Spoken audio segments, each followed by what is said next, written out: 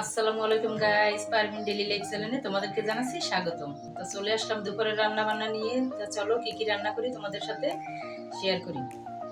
তো পোয়া মাছ রান্না করব আলু দিয়ে, আর করলা ভাজি করে নেব। তো এই তো আজকে দুপুরের রান্না বান্না। তো আগে আমি পোয়া মাছটা রান্না করে নিই। তো চুলে একটা কড়াই বসিয়ে দিলাম, তেল দিয়ে দিচ্ছি। আজকে মাছটা আমি কষাই রান্না করব, ভাজবো না মাছটা। তো প্রথমে আমি দিয়ে দিচ্ছি পেস্ট, আর দিচ্ছি 2 টেবিল কাঁচামরিচ। এই তেলের সাথে পেস্টটা ভালো করে ভেজে নেব।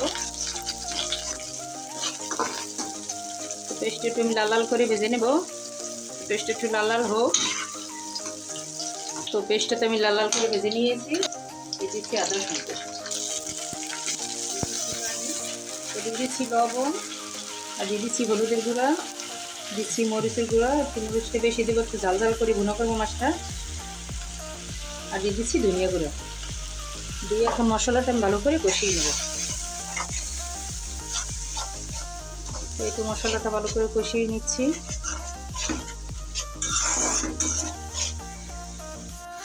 তো এই তো দেখো মশলাটা তো প্রায় কষানো হয়ে গেছে। তো আমি আরও কিছুক্ষণ কষাই নিব।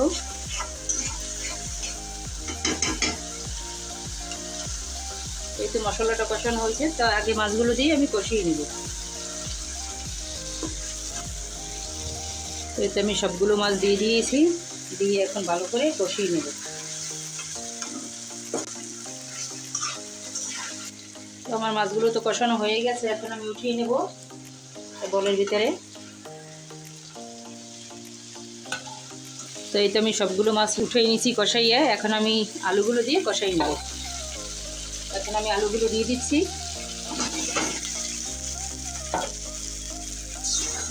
দিয়ে ভালো করে কষিয়ে নেব আলুটাও।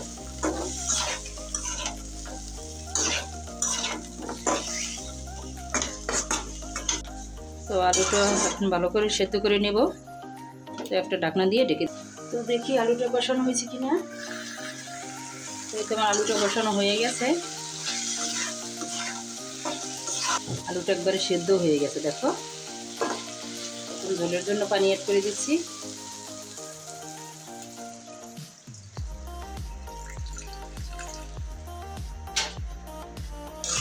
দিয়ে ভালো করে নেড়েচেড়ে মিশিয়ে দিচ্ছি।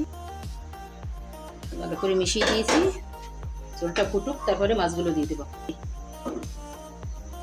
তো ঝোলটা তো ফুটে উঠছে, দেখো এখন মাছগুলো দিয়ে দেবো। সবগুলো মাছ দিয়ে দিচ্ছি।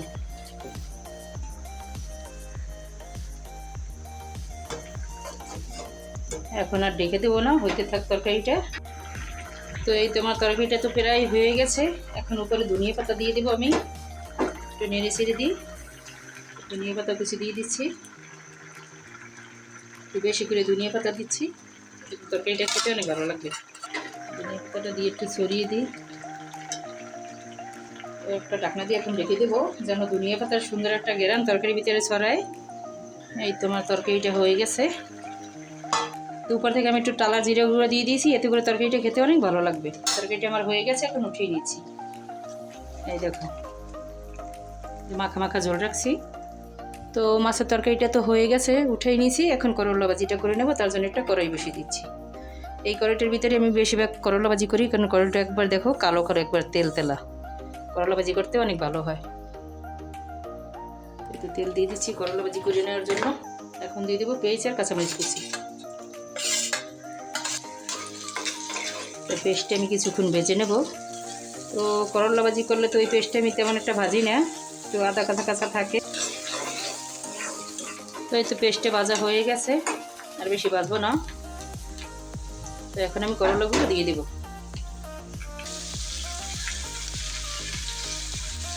দিয়ে দিচ্ছি একটু হলুদের গুঁড়া, আর দিয়ে দিচ্ছি লবণ। এভাবে থাক, এখন আর নেড়ে দেবো না, পরে নেড়ে ছেড়ে নেবো। তো ওই সাইডটা তো হয়ে গেছে, এখন আমি আলতো করে উল্টেই দেবো। করলা তো তেমন একটা নাড়াচাড়া করা যায় না, এতে করে তিতো হয়ে যায়। তো আমি আলতো করে উল্টেই দিচ্ছি, পরে তো একটু ঘুরে ঘুরে উল্টেই দেবো।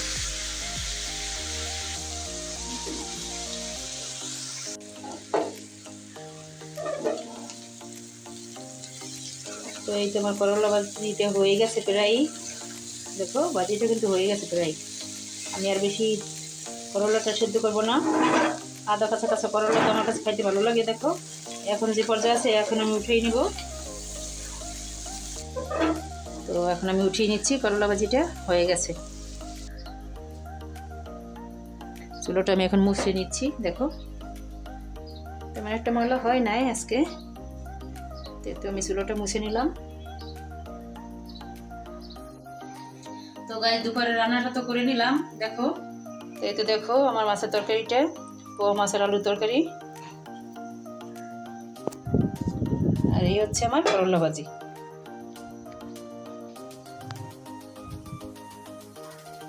তো এই তো আজকে দুইটা রান্না করলাম, করলা ভাজি আর হচ্ছে আলু দিয়ে পোয়া মাছ। তো কাঁঠাল নিয়ে আসছিলাম একটা, এখন কাঁঠালটা খাবো ভেঙে। চলো তোমাদেরকে দেখাই কাঁঠালটা কেমন হয়েছে। তো গাছ দেখো কাঁঠালটা তো ভেঙে নিয়েছি, দেখো ছোট ছোট কোষ হয়েছে।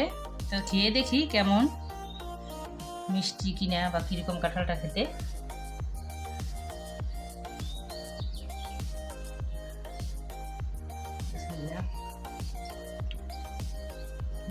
মিষ্টি আছে, ছোটই লেগেছে, মিষ্টি আছে। ভালো মিষ্টি, মাশাল্লাহ মাশাল্লাহ, ভালো মিষ্টি, ছোটই লেগেছে, খেতে অনেক মজা কাঁঠালটা, আর অনেক মিষ্টি। তো গাইস তোমাদের যদি ভিডিওটি ভালো লেগে থাকে, ভিডিওতে একটি লাইক কমেন্ট শেয়ার করে দেবা, আর আমার চ্যানেলটি সাবস্ক্রাইব করে দেবা। তোমার পাশে থাকার জন্য ধন্যবাদ। আল্লাহ হাফেজ।